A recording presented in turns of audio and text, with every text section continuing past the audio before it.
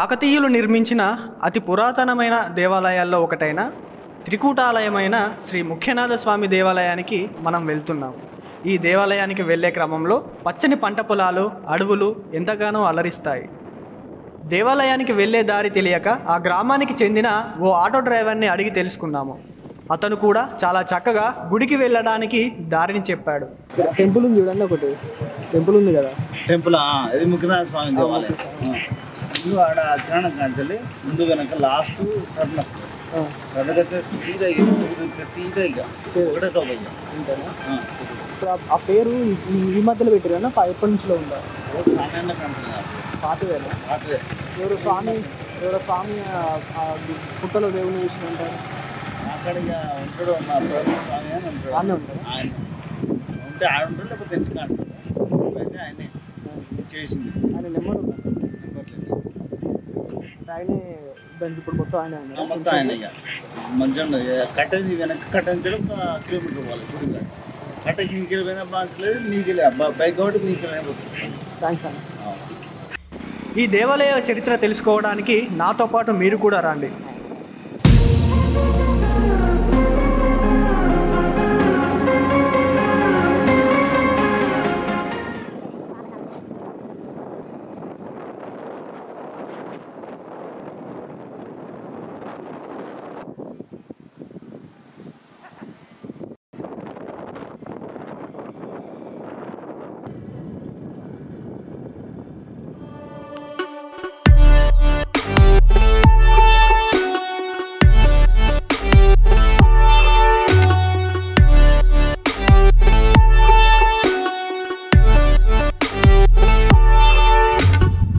Welcome to our channel. ఇప్పుడు మనము శ్రీ ముఖ్యనాథ స్వామి దేవాలయంలో ఉన్నాము. చరిత్రను తెలుసుకోవడం ఎంతో అవసరం. చరిత్రను తెలుసుకున్నప్పుడు మాత్రమే మనం మన భవిష్యత్తులో ఏ విధంగా అడుగులు వేయాలో ఓ స్పష్టత అయితే రావడం జరుగుతుంది. అయితే ఈ చరిత్రను మనకు తెలియజేయడానికి మన పూర్వీకులు వివిధ రకాలుగా ఈ చరిత్రను పొందుపరచడం జరిగింది. దేవాలయాల రూపంలో, శిలాశాసనాల రూపంలో, గ్రంథాల రూపంలో ఈ చరిత్ర మనకు తెలుస్తూనే ఉంది. కాకతీయుల కాలానికి వచ్చినప్పుడైతే ఈ చరిత్రకు సంబంధించి అనేకమైనటువంటి దేవాలయాలు నిర్మించారు, అనేకమైనటువంటి శాసనాలు వేశారు, అనేక గ్రంథాలు కూడా రచించడం జరిగింది. స్వదేశీ గ్రంథాలే కాదు, విదేశీ గ్రంథాలు కూడా కాకతీయుల గురించి, ఆనాటి జరిగినటువంటి సాంప్రదాయాల గురించి, సంస్కృతి గురించి, ఆ జీవన విధానం గురించి, ఆర్థిక అంశాల గురించి, రాజకీయ అంశాల గురించి మనకు ఎన్నో విషయాలు తెలియజేస్తున్నాయి. కాకతీయులకు సంబంధించినటువంటి 11వ శతాబ్దానికి చెందినటువంటి ఒక దేవస్థానంలో ఇప్పుడు మనం ఉన్నాము. అదే శ్రీ ముఖ్యనాథ స్వామి దేవాలయము. ఈ దేవాలయము గత 4 సంవత్సరాల క్రితం వరకు మరుగున పడిపోయిందనే చెప్పుకోవాలి. 4 సంవత్సరాల క్రితమే ఒక భక్తుడి కళలోకి శివయ్య రావడం జరిగింది. ఆయన కోరిక మేరకు నేను పుట్టలో ఉన్నాను, నన్ను బయటికి తీసి మళ్ళీ దీపధూప నైవేద్యాలను చేయండి అని ఆ భక్తుడికి చెప్పాడట. ఆ కళలో వచ్చిన ప్రకారమే పక్కనే ఉన్నటువంటి ఒక పుట్టని తోమితే దాంట్లో శివలింగం బయటపడిందని ఇక్కడ స్థానికులు అయితే చెప్తున్నారు. అయితే ఇప్పుడు ఈ గుడికి సంబంధించినటువంటి పూర్తి వీడియోని మనం చూద్దాము. ఇక్కడ ఎలాంటి శిల్ప సంపద ఉంది, ఇక్కడ ఎలాంటి చరిత్ర ఉంది, ఇక్కడ ఎలాంటి కట్టడాలు జరిగాయి అన్న విషయాలు మనం ఒకసారి చూద్దాము పూర్తిగా. మీరైతే వీడియోని ఎక్కడ కూడా కట్ చేయకుండా పూర్తిగా చూడండి. ఓకే, రండి వెళ్దాం.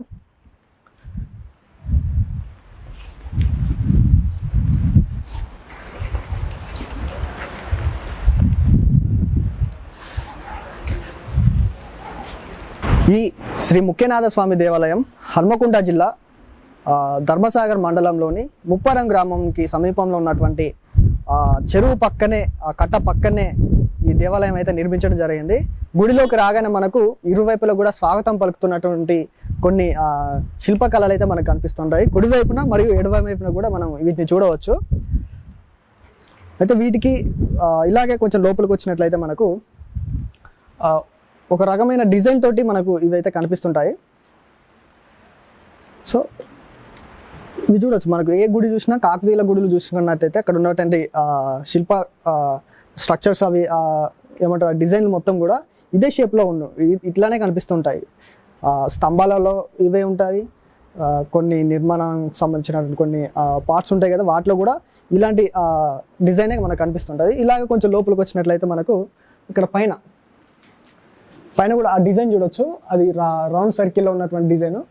కాకతీయులు ప్రథమంగా వేసుకున్నటువంటి ఆ డిజైన్ అదే కనిపిస్తుంది. ఎక్కడ ఏ గుళ్ళో చూసినా కూడా మనకు పైకప్పు భాగంలో ఈ డిజైనే మనకు అధికంగా కనిపిస్తూ ఉంటుంది. ఇక్కడ మనకు స్తంభాలు, ఇక్కడ ఈ స్తంభాలు వీటికి కూడా కొన్ని రకమైనటువంటి డిజైన్లు అయితే కనిపిస్తున్నాయి. దీనికి కొంచెం పాక్షికంగా కనిపిస్తున్నాయి. లోపలికి వెళ్ళినట్లయితే అక్కడ మనకు ప్రత్యక్షంగా అయితే మనకు అంటే చాలా బాగా కనిపిస్తూ ఉంటాయి. ఓకే, ఇలా కొంచెం లోపలికి వస్తే మనకు ఇలాగే ఇది ఎంట్రన్స్ అనమాట. ఇక్కడ ఇది ఎంట్రన్స్. వీటికి పక్కనే రెండు వైపులా కూడా మనకు అరుగు ఏర్పాటు చేయడం జరిగింది. ఈ అరుగు పైన అప్పట్లో అంటే కొంచెం కాలాన్ని ఏమంటారు టైంపాస్ చేయడానికి అనుకోవచ్చు, పులిమేక ఆటలకు సంబంధించినటువంటి చిత్రాలు అయితే మనం చూస్తున్నాము. ఈ చాట్ పులిమేక ఆడుకోవడానికి అప్పుడున్న ఆటల్లో ఈ పులిమేక అనేది కూడా ఒక ప్రధానమైన ఆట. ఇప్పుడు కూడా ప్రజెంట్ కూడా వీటిని కొన్ని చోట్ల ఆడుతూనే ఉంటారు.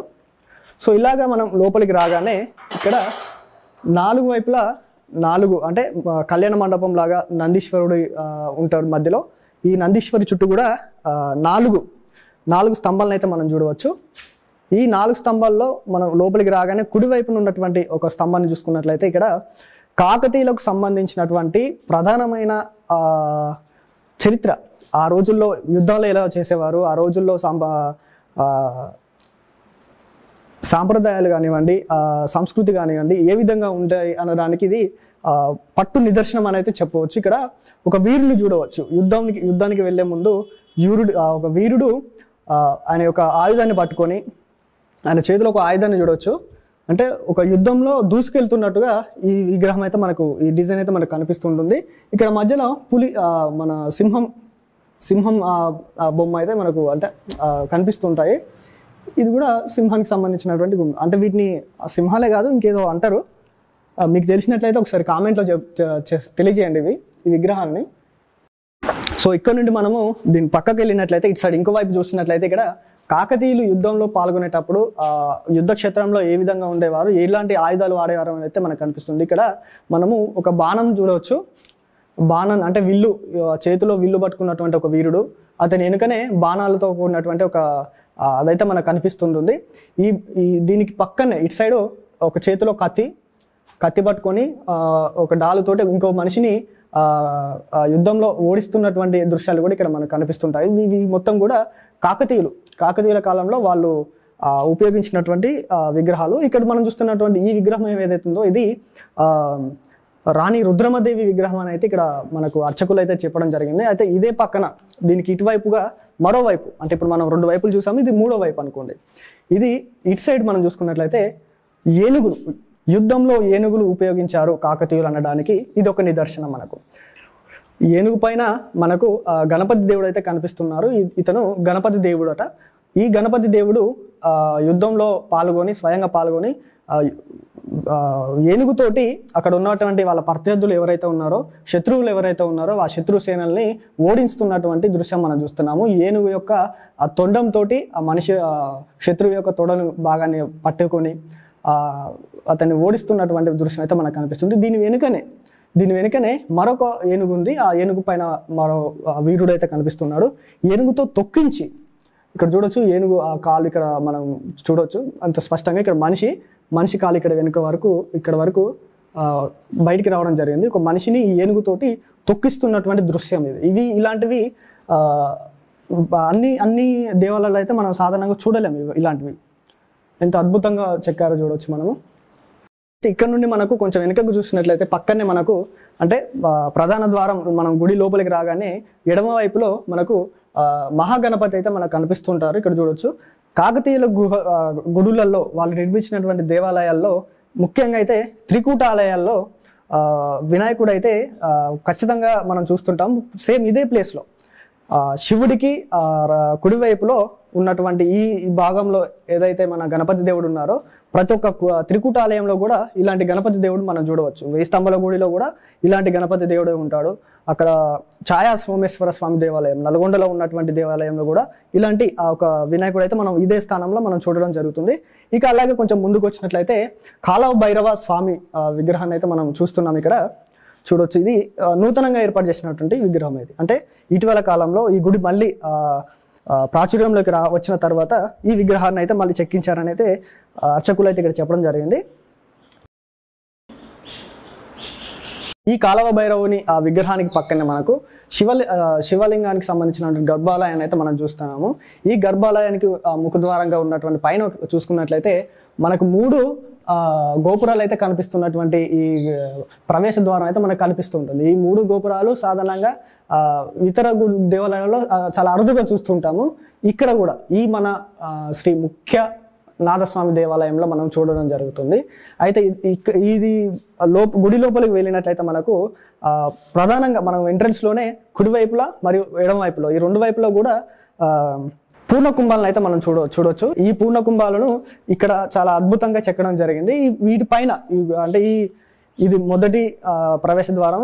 ఇంకొకటి ఉంది, అంటే లోపలికి వెళ్తే శివలింగానికి పక్కనే, అంటే శివలింగానికి మనం లోపలికి వెళ్తుంటే మరో ప్రవేశ ద్వారం ఉంది. ఈ ప్రవేశ ద్వారంలో 2 వైపులా 2 పూర్ణ కుంభాలు ఉన్నాయి. ఈ 2 పూర్ణ కుంభాలకు పైన గజలక్ష్మి దేవత అయితే మనకు దర్శించుకోవచ్చు మనము. ఈ గజలక్ష్మి దేవతకు 2 వైపులా కూడా 2 ఏనుగులు ఉండి ఆమెకు అభిషేకం చేస్తున్న విధంగా లేకపోతే పూజిస్తున్నట్టుగా మనకు ఏనుగులు అయితే కనిపిస్తూ ఉంటాయి.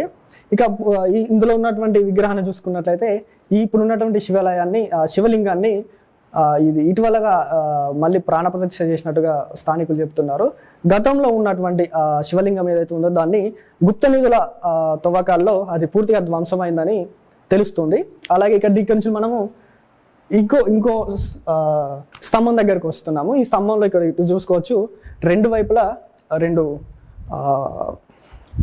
నెమళ్ళను అయితే ఇక్కడ చెక్కడం జరిగింది. ఈ నెమళ్ళు కూడా చాలా అద్భుతంగా ఉన్నాయి. చూడండి, నెమళ్ళు పింఛం ఏ విధంగా విప్పిందో, నాట్యం ఆడుతున్నట్టుగా 2 వైపులా కూడా 2 నెమళ్ళు అయితే మనకు కనిపిస్తున్నాయి. ఇటువైపులా ఇటువైపుకు ఈ నెమలికి మరోవైపు ఇటు సైడ్ చూసుకున్నట్లయితే ఇక్కడ మనకు కాకతీయ రాజుల్లో అతి ముఖ్యంగా మనం చెప్పుకున్నట్లయితే రాణి రుద్రమదేవి యుద్ధంలో స్వయంగా పాల్గొన్నటువంటి ఒక చిత్రాన్ని అయితే ఇక్కడ చెక్కడం జరిగింది శిల్ప రూపంలో. ఇద్దరు శత్రువులతో రాణి రుద్రమదేవి గారు యుద్ధం చేస్తున్న సిచ్యువేషన్ అయితే మనము చూస్తున్నాము. చాలా అద్భుతంగా ఉంది. 2 ప్రత్యర్థుల చేతుల్లో, అంటే 2 శత్రువుల చేతుల్లో ఇటువైపు కత్తి ఇటువైపు కత్తులు, వాళ్ళు ఆయుధాలు ధరించి ఉన్నారు.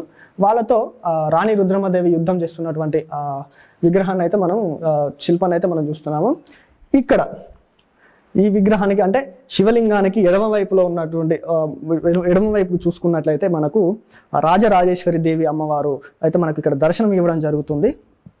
ఈ రాజరాజేశ్వరి అమ్మవారి విగ్రహాన్ని కూడా ఇటీవల కాలంలోనే మళ్ళీ ప్రాచుర్యంలోకి వచ్చిన తర్వాత, ఈ దేవాలయం మళ్ళీ ప్రాచుర్యంలోకి వచ్చిన తర్వాత మళ్ళీ ప్రాణప్రతిష్ఠ చేసి పూజలు అయితే అందిస్తున్నట్టుగా తెలుస్తుంది. ఇటువైపున మళ్ళా రాజరాజేశ్వరి అమ్మవారి దేవాలయానికి పక్కనే సుబ్రహ్మణ్య స్వామి దేవాలయాన్ని అయితే మనం చూడొచ్చు. సుబ్రహ్మణ్య స్వామి విగ్రహాన్ని కూడా ఇక్కడ ప్రతిష్ఠించడం జరిగింది. చూడవచ్చు శిల్పకళ అయితే ఇక్కడ, అంటే ఇది అధునాతనమైనటువంటి విగ్రహం, ఇటీవల మళ్ళీ తీసుకొచ్చి పెట్టినటువంటి విగ్రహం. ఈ త్రికూటాలయంలో మరొక గర్భగుడి మనం రావడం జరిగింది. అంటే ఈ గర్భగుడి విష్ణుదేవునికి చెందినటువంటిది. అంటే విష్ణువు, శివుడు అలాగే బ్రహ్మ, ఈ ముగ్గురికి సంబంధించినటువంటి త్రికూటాలయం ఇది. మరొక విష్ణువుని అయితే మనం చూస్తున్నాము. విష్ణు విగ్రహాన్ని అయితే చాలా అద్భుతంగా చెక్కారని అయితే మనం చెప్పుకోవచ్చు. ఎందుకంటే ఈ విగ్రహంలో మనకు అనేకమైనటువంటి ఆభరణాలు అయితే మనకు కనిపిస్తుంటాయి. చాలా ఇటు ఒకవైపున శంఖం, మరోవైపున శంఖ చక్రాలను ధరించి ఉన్నటువంటి విష్ణువుని అయితే మనం చూస్తున్నాము. ఇక్కడ నడుముకు కూడా మంచి అలంకరణ అయితే చాలా అద్భుతంగా ఉంది. అయితే ఈ విష్ణువు ఉండేటువంటి గర్భగుడికి ప్రారంభంలో కూడా పైన 3 ఏమంటారు వాటిని 3 గోపురాలను అయితే చెక్కడం జరిగింది. దీంట్లో కూడా, అంటే ఈ విష్ణువు గర్భగుడిలో కూడా మనకు లోపల ఇంకో దర్వాజా కనిపిస్తుంది మనకు. దానిపైన కూడా గజలక్ష్మి అమ్మవారి విగ్రహం అయితే ఉంది. మధ్యలో గజలక్ష్మి అమ్మవారు, 2 వైపులో కూడా ఏనుగులు, రెండు గజాలు, అంటే రెండు ఏనుగులు ఉండి అభిషేకం చేస్తున్నట్టుగా ఈ దీంట్లో కూడా సేమ్ అదే ఆకృతి మనకు కనిపిస్తుంది. ఇలాగే ఇటు ముందుకు వచ్చినట్లయితే మనము ఇక్కడ మరో స్తంభానికి మంచి ఒక డిజైన్ అయితే మనకు కనిపిస్తుంది. లోపల వీరులు ఆ నాట్యం ఆడుతున్నట్టుగా ఆ విధమైనటువంటి కొన్ని శిల్పాలు అయితే మనకు కనిపిస్తుంటాయి. ఈ స్తంభానికి మరోవైపున ఇటు సైడ్ చూసుకున్నట్లయితే మళ్ళీ ఇక్కడ ఏనుగు పైన ఒక వీరుని విగ్రహము, మరోవైపు కత్తి పట్టుకున్న మరో విగ్రహము, మరో వీరుని యొక్క విగ్రహం కనిపిస్తున్నాయి.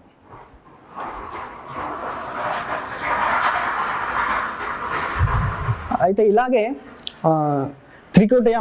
త్రికూట ఆలయంలో మరొకటి అంటే మూడవ గర్భగుడిని చూసుకున్నట్లయితే ఇందులో బ్రహ్మదేవుడు ఉన్నాడని అయితే మనకు స్పష్టంగా కనిపిస్తుంది.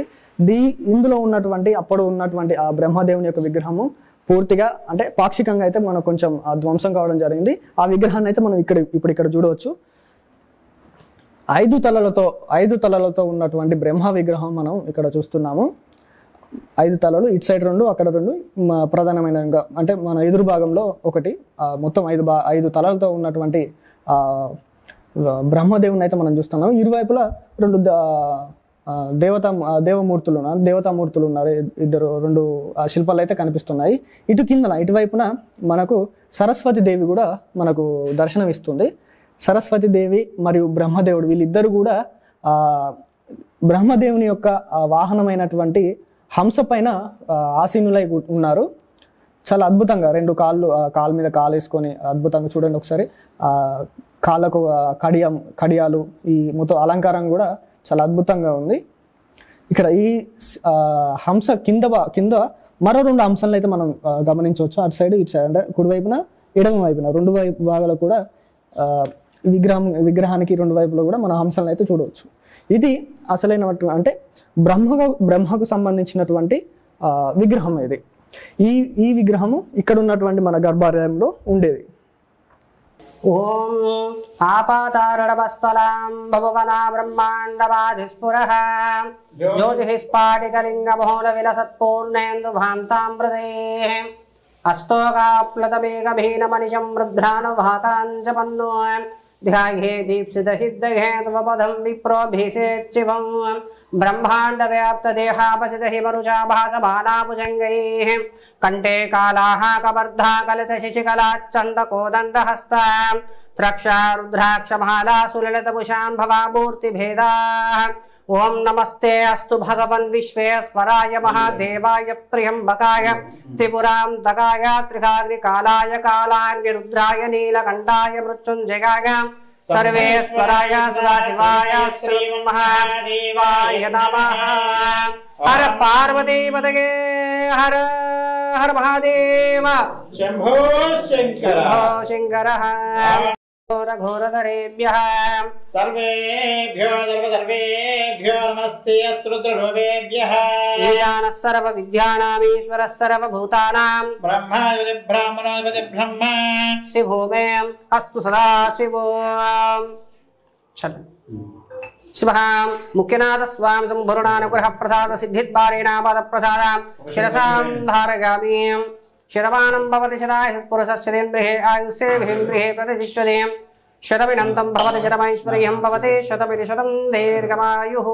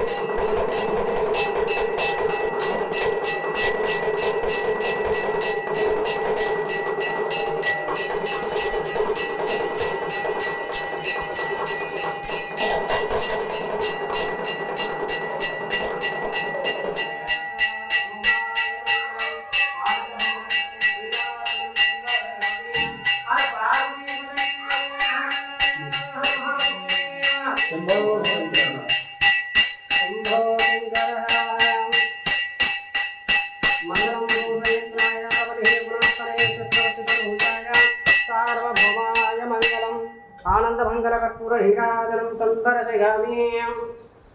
సో ఇంతటి చరిత్ర కలిగినటువంటి ఈ దేవాలయం యొక్క ప్రధాన అర్చకులు వెల్లండి రాజు శాస్త్రి గారు మనతో పాటు ఉన్నారు. వారిని అడిగి ఈ గుడి గురించి, ఇక్కడ ఉన్నటువంటి స్థల పురాణం గురించి మరిన్ని వివరాలు తెలుసుకుందాం. స్వామి గారు నమస్కారం. నమస్కారం అండి. జై శ్రీరామ్. స్వామి, అసలు ఈ గుడి యొక్క చరిత్ర ఏముంది స్వామి? ఈ దేవాలయం యొక్క విశిష్టత ఏమిటి అంటే, ఈ యొక్క దేవాలయం 1100 సంవత్సరాల క్రితం నిర్మించబడినటువంటిది స్వామి. అందులోనూ మన కాకతీయ మహారాజులు ఏర్పాటు చేసినటువంటి యొక్క దేవాలయం స్వామి. ఇది దేవాలయాన్ని శ్రీ ముఖ్యనాథ స్వామి దేవాలయంగా ప్రస్తుత కాలంలో మనం పిలుచుకోవడం జరుగుతుంది. స్వామి. ఈ యొక్క దేవాలయం దుండగుల చేతిలో, అంటే ఊరుకు చాలా చివరన అడవికి దగ్గరగా ఉండడం మూలంగా ప్రజలకు ఆదరణకు నోచుకోలేక దుండగుల చేతిలో చాలా వరకు ధ్వంసం అయిపోయింది. స్వామి. 3 సంవత్సరాల క్రింద ఈ ఊరిలో ఉన్నటువంటి ప్రస్తుత ఈ ఆలయ అధ్యక్షుడైనటువంటి శివసాని ప్రవీణ్ రవీంద్ర గారి కలలో స్వామివారు సాక్షాత్కరించి, దగ్గరలో ఉన్న పుట్టలో నేనున్నాను, నన్ను బయటికి తీసి నాకు పూజలు అందిస్తే ఈ యొక్క దేవాలయాన్ని మళ్ళీ పునరుద్ధరించలేగా నేను ఆశీర్వదిస్తానని చెప్పగానే ఆయన పుట్టలోని మళ్ళు తవ్వుతుండగా శివలింగం ఒకటి ఏర్పాటై దాంట్లో నుంచి బయటకు వచ్చింది. అక్కడి నుంచి మొదలుకుంటే గ్రామస్తులందరి సహాయక సహకారాలతో ఈ యొక్క దేవాలయాన్ని ఈ విధంగా ప్రస్తుతానికి తీర్చిదిద్దడం జరుగుతుంది. ఇప్పటి వరకు ప్రత్యేకమైనటువంటి పూజా కార్యక్రమాలు అంటే కొత్తగా ఎన్నడూ లేని విధంగా శ్రీ సీతారామస్వాముల వారి కళ్యాణ మహోత్సవం కూడా ఈ సంవత్సరం నిర్వహించడం జరిగింది. ప్రతి సంవత్సరం ప్రాంగణంలోనే. అంతేకాకుండా ఈ యొక్క దేవాలయానికి సంబంధించినటువంటి కళా తోరణాలన్నీ కూడా, శిలాఖండాలన్నీ కూడా మన 1000 స్తంభాల గుడిని, రామప్ప దేవాలయాన్ని, అంటే శ్రీ కాకతీయ మహారాజులు కట్టినటువంటి ప్రతి కట్టడాన్ని ఆ యొక్క కళని గుర్తు చేసే విధంగా ఉంటాయి. ఇంకా అవి చూడాలి అనుకుంటే ఇటువైపు రాణి రుద్రమాదేవి చేసినటువంటి యుద్ధగాథలకు సంబంధించిన శిల్పకళలు ఇక్కడ ఉన్నాయి. రాణి రుద్రమాదేవి చేసినటువంటి యుద్ధ గాథలను ఈ విధంగా చిత్రీకరించడం జరిగింది. వీర గాథలను కూడా అటువైపు చిత్రీకరించడం జరిగింది. స్వామి, అయితే ఈ గుడికి సంబంధించి మొత్తం కాకతీయుల చరిత్ర కూడా ఈ గుడిలో మొత్తం నిక్షిప్తం మొత్తం పొందుపరిచి ఉంచారు. అంటే ఈ మన ముఖ్యనాథేశ్వర స్వామి దేవాలయం ఇటీవల ప్రాచుర్యంలోకి రావడం జరిగింది. గతంలో ఏమన్నా పేరు ఉందా స్వామి? ఇప్పుడు త్రికూట దేవాలయంగా పిలిచబడింది. త్రికూట దేవాలయం అంటే 3 కూటాలు, అంటే 3 మండపాలతో కూడుకున్నటువంటి దేవాలయంగా పిలిచినారు. అప్పుడు ఈ యొక్క 3 మండపాలలో ముందు పరమేశ్వరుడు ఉండేవాడు, ఇటువైపు అటువైపు బ్రహ్మదేవుడు, ఒకవైపు సూర్య భగవానుడు ఉండేవారు. దుండగుల చేతిలో ధ్వంసమైనటువంటి విగ్రహాలను ఆ విధంగా చూస్తున్నారు కదా, ఆ విధంగా విగ్రహాలు ధ్వంసం అవడం కారణంగా ఒక్క పరమేశ్వరుని స్వామివారిని మాత్రం ఇప్పుడున్న 3 సంవత్సరాల కింద ప్రతిష్టాపన చేసి కొలుసుకోవడం జరుగుతుంది. మిగతా 2 మండపాలు ఇప్పటి వరకు అదే విధంగా ఖాళీగానే ఉన్నాయి. మన ఈ దేవస్థానానికి ప్రభుత్వం నుండి ఏమైనా సహకారాలు? ఇప్పటి వరకు అయితే ఎలాంటి సహాయ సహకారాలు లేవు. ప్రస్తుతం ఉన్నటువంటి భక్తుల్లో నుంచి కొంతమంది ముందుకొచ్చి వారి చేతుల నుంచి కొంచెం అభివృద్ధి వైపు మాకు ఏదో సహాయం చేస్తున్నారు. స్వామి, ధూపదీప నైవేద్యాలకు కూడా ఎలాంటి మాకు అవకాశాలు లేవు. స్వామి, అంటే మనం ఇక్కడ రావడానికి కూడా సరైన రహదారి కూడా లేకుండే. ఇక్కడ వరకు దేవాలయానికి వద్దామన్నా కూడా సరైనటువంటి రహదారి లేకుండే. అవును స్వామి. ఈ దేవాలయం ఎప్పుడైతే పునర్నిర్మాణం కావస్తుందని తెలిసినటువంటి ఆ సందర్భంలో ఇక్కడ నుంచి ఊరు దగ్గర నుంచి ఇక్కడ వరకు కూడా సీసీ రోడ్డు ఒకటి, కట్టపైన రోడ్డు నిర్మాణం ఒకటి బలంగా చేయడం జరిగింది. అంటే ఇప్పటి వరకు కూడా మొత్తానికైతే గతంలో మరుగున పడినటువంటి ఈ దేవస్థానము, మొత్తం చెత్తతో ఉన్నటువంటి దేవస్థానము ఈ ప్రవీణ్ గారి కళలోకి స్వామివారు రావడం, ఆ స్వామి నేను ఇక్కడ ఉన్నటువంటి పుట్టలో ఉన్నాను, మళ్ళీ నన్ను తీయండి అని చెప్పడంతో మళ్ళీ వెలుగులోకి చూస్తున్నాను. సో ముఖ్యనాథ స్వామి దేవాలయంలో ఉన్నటువంటి కొన్ని శిల్పాలు మనం చూద్దాము. ఆనాటికి చెందినటువంటి ఆ శిల్పకళ ఇక్కడ ఏ విధంగా ఉంది, కొన్ని విగ్రహాలు అయితే మనకు కనబడుతున్నాయి. పూర్తిగా కొంచెం పాక్షికంగా ధ్వంసమైనటువంటి విగ్రహాలు కనబడుతున్నాయి. స్వామి, ఇది ఏ దేవుని విగ్రహం స్వామి? శ్రీ మహావిష్ణు విగ్రహం. శ్రీ మహావిష్ణు విగ్రహం స్వామి. అంటే ఇది పూర్తిగా అయితే తవ్వకాలలో ఆ విధంగా ధ్వంసం అయిపోయింది. అంటే ఇక్కడ మనం చూడొచ్చు, ఎంతో అద్భుతమైనటువంటి శిల్ప శైలి చూడవచ్చు. శిల్పానికి ఒకవైపు విష్ణుదేవుడి యొక్క ఆయుధాలుగా పిలువబడుతున్నటువంటి శంఖ చక్రాలు కూడా, ఒక చేతిలో శంఖము మరో చేతిలో చక్రము కూడా కనిపిస్తున్నాయి. అలాగే పూర్తి ఆభరణాలు కూడా చూడవచ్చు, కంఠాభరణాలు, చెవులకు ఉన్నటువంటి ఆభరణాలు చూడవచ్చు, ఆ కిరీటం చూడవచ్చు, ఆ శైలి చూడవచ్చు. పూర్తిగా మనకి ఏ విధంగా అయితే కాకతీయుల దేవస్థానాలు నిర్మించినటువంటి శిల్పాలు ఏవైతే ఉన్నాయో, ఇక్కడ ఉన్నటువంటి స్తంభాలు ఏవైతే ఉన్నాయో, ప్రతిది కూడా ఆనాటికి చెందినటువంటి పూర్తి స్పష్టంగా కనిపించేటువంటి విగ్రహాలను అయితే ఇక్కడ చెక్కడం జరిగింది. కానీ కొంతమంది గుప్త నిధుల తవ్వకాలలో వాళ్ళ యొక్క స్వార్థ బుద్ధితో ఇక్కడ ఉన్నటువంటి విగ్రహాలను ధ్వంసం చేసి ఈ విధంగా అయితే చేయడం జరిగిందని స్వామివారు చెప్తున్నారు. ఇంకో పక్క అక్కడ సైడ్కి చూసుకున్నట్లయితే మరో విగ్రహం అయితే ఇక్కడ మనకు కనిపిస్తుంది. చూడవచ్చు సేమ్ మనకు ఏ విధంగా అంటే 1000 స్తంభాల గుడికి సంబంధించి ఎలాంటి విగ్రహాలు చూస్తామో దాదాపుగా ఇక్కడ కూడా అదే విగ్రహాలు చూస్తాము. అయితే దీంట్లో ఇంకొక భాగం ఏంటంటే కాకతీయులకు సంబంధించినటువంటి రాజులు ఎవరైతే ఉన్నారో వాళ్ళకు సంబంధించిన గాథలు కూడా ఇక్కడ స్తంభాల పైన చెక్కడం జరిగిందని తెలుస్తుంది. అందులో భాగంగానే ఇప్పుడు ఈ విగ్రహం గురించి చూద్దాం. స్వామి, ఈ విగ్రహం ఎవరు? బ్రహ్మదేవుడి విగ్రహం. చూడవచ్చు ఒకసారి. మొత్తము 5 తలలతో మనకు కనిపిస్తున్నాడు బ్రహ్మదేవుడు. అయితే మనకు సాధారణంగా బ్రహ్మదేవుని విగ్రహాలు అయితే మనం ఎక్కడ కూడా చూడలేకపోవచ్చు, చాలా అరుదు. ఇప్పుడు కాకతీయులు నిర్మించినటువంటి త్రికూటాలయాలలో బ్రహ్మదేవుని కూడా కొలుస్తూ ఉంటారు. ఆ త్రికూటాలలో ఒక గుడిలో అంటే ఒక గర్భగుడిలో బ్రహ్మదేవుని కూడా ఉంచడం జరుగుతుంది. కానీ మనం చూసుకున్నటువంటి తెలంగాణలో ఎక్కడ కూడా మిగిలినటువంటి 2 గర్భగుడిలో ఉన్నటువంటి విగ్రహాలను ఎక్కడ కూడా మనం చూడము. కానీ ఇక్కడ మనకు అరుదైనటువంటి విగ్రహం అయితే మనం చూస్తున్నాం అని అయితే చెప్పుకోవచ్చు. ఎందుకంటే బ్రహ్మ విగ్రహం చూడొచ్చు. ఆయన వాహనమైనటువంటి హంస మీద కూర్చొని ఎంత అంటే హుందగా, ఎంత అద్భుతంగా, చూడగానే ఎంత భక్తి పరవశాలు వచ్చే విధంగా చూడొచ్చు మనం ఏ విధంగా ఉన్నారో. సో బ్రహ్మ శిల్పం యొక్క లో చూసుకున్నట్లయితే పక్కనే సరస్వతి దేవి కూడా మనకు దర్శనం ఇస్తుంటది. సరస్వతి దేవి మరియు బ్రహ్మదేవుడు కూడా ఇద్దరు కూడా బ్రహ్మ వాహనమైనటువంటి హంస మిన్నే ఉండడం చూడొచ్చు మనము. అయితే ఇక్కడ బ్రహ్మ విగ్రహం కింద అంటే హంస కింద మరో 2 చిన్న హంసలు కూడా మనం చూడవచ్చు. ఇటు పక్క ఒకటి, అటు కుడి వైపున ఒకటి, ఎడమ వైపున కూడా ఒకదాన్ని చూడవచ్చు మనం.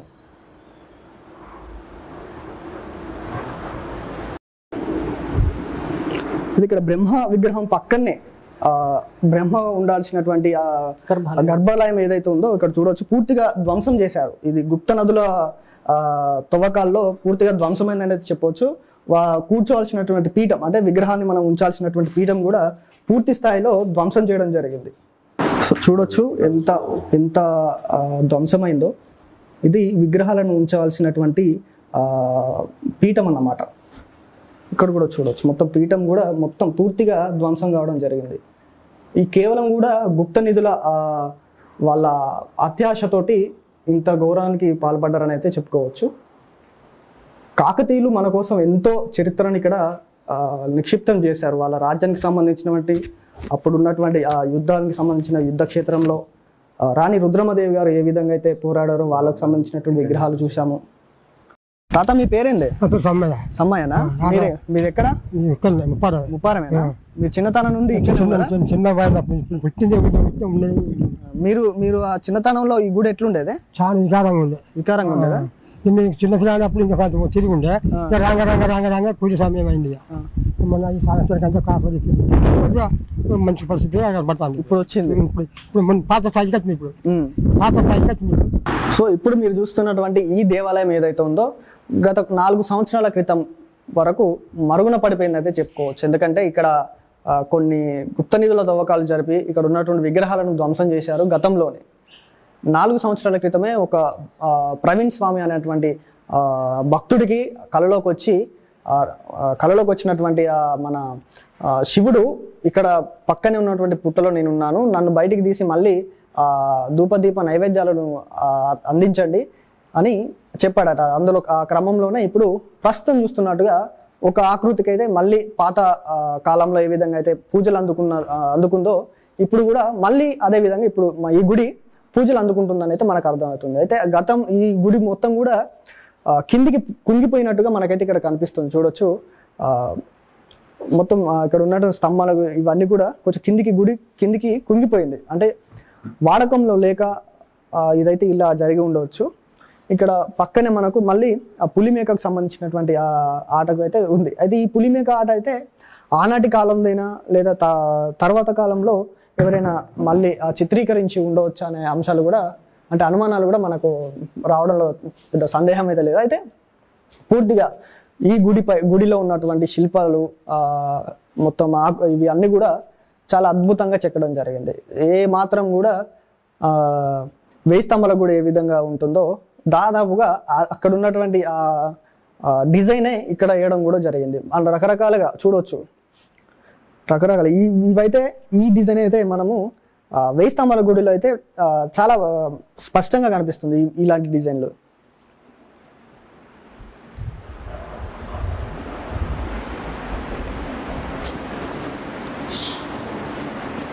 అయితే ఈ దేవాలయానికి సంబంధించినటువంటి చరిత్రకు ఆనవాళ్ళైనటువంటి ఒక శాసనం ఈ దేవాలయానికి సమీపంలోనే ఉందని ఇక్కడ స్థానికులు అయితే చెప్తున్నారు.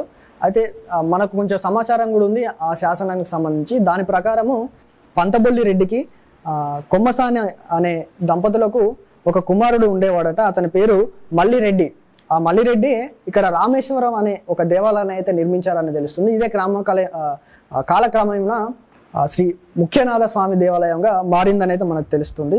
దీని ప్రకారము ఈ రాజ్యంలో అంటే కాకతీయ రాజ్యంలో గణపతి దేవుడు పాలిస్తున్నటువంటి కాకతీయ రాజ్యంలో ఉన్నటువంటి ప్రజలు ధర్మంగా చిస్తుగట్టి ధర్మంగా నడుచుకుంటే ఈ కాకతీయ రాజు అయినటువంటి గణపతి దేవుడు వీళ్ళందరినీ కూడా సంరక్షిస్తాడని తెలుస్తుంది.